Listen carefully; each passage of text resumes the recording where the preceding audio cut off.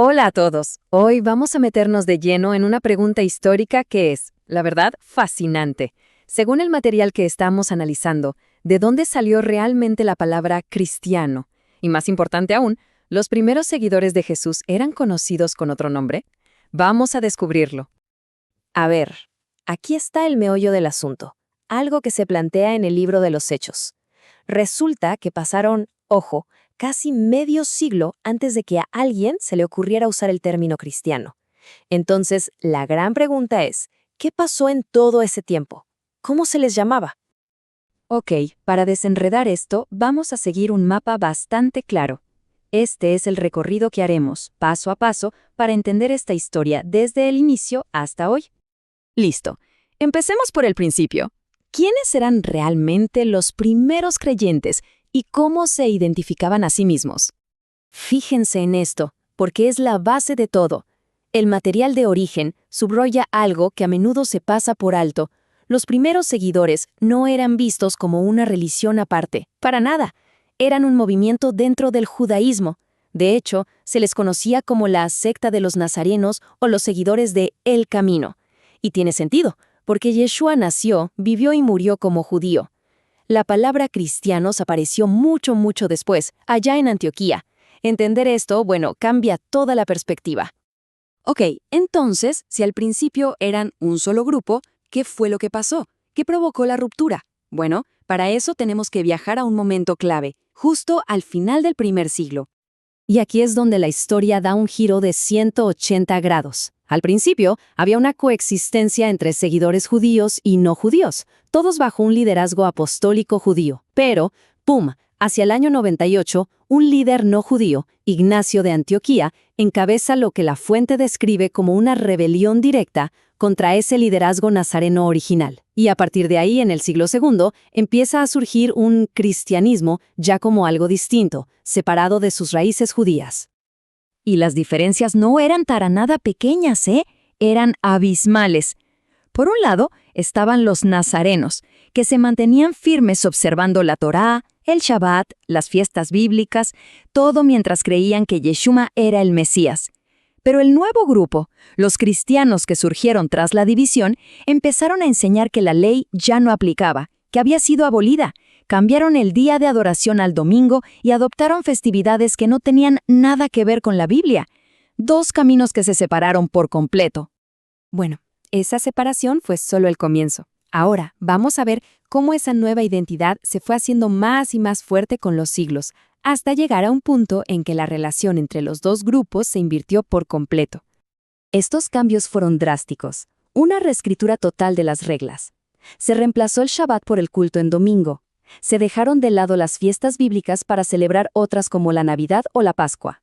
Se impulsó con mucha fuerza la idea de que la ley fue abolida. Y quizás lo más profundo fue la introducción de la teología del reemplazo. Esa idea de que la Iglesia vino a tomar el lugar de Israel. Como vemos, no fueron pequeños ajustes, fue una transformación radical. Y con el tiempo, la cosa se puso mucho peor. Para el siglo IV, el cristianismo se convierte en la religión oficial del Estado romano. Y aquí nos encontramos con una de las ironías más trágicas de la historia. Los que antes eran hermanos de fe, ahora eran enemigos. Los nazarenos, los seguidores judíos originales, pasaron a ser perseguidos e incluso asesinados por los que ahora se llamaban a sí mismos cristianos. Y si queda alguna duda, la fuente nos trae una prueba que es contundente. Es el testimonio de alguien que no era precisamente su amigo, un padre de la iglesia llamado Epifanio. Fíjense lo que dice. Que los nazarenos son, en sus palabras, judíos completos, que usan tanto el Antiguo como el Nuevo Testamento, y que su única diferencia con otros judíos es la fe en el Mesías. Pero, y aquí está la clave, dice que como siguen guardando la ley, no están de acuerdo con los cristianos. Es una descripción clarísima desde el otro bando. Uno podría pensar, bueno, ¿y la Reforma Protestante no fue un intento de volver a las raíces? Pues la historia que nos cuenta el material de origen es un poco más compleja y pone el foco en su figura principal, Martín Lutero. El argumento aquí es que, si bien la Reforma rompió con Roma, no rompió con esa forma de pensar no hebrea. De hecho, se plantea que el fracaso de Martín Lutero en su intento de convertir al pueblo judío lo llevó a escribir un texto muy, muy duro, titulado Sobre los judíos y sus mentiras, que lejos de sanar la herida, la hizo más profunda. Y las propuestas que Lutero hizo en ese escrito son, bastante impactantes.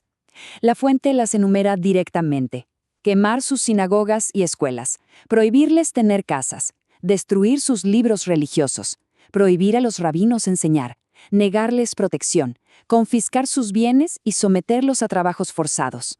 Se plantea que esto dejó una herida espiritual muy, muy profunda. Es un lado de la Reforma del que ciertamente no se habla muy a menudo.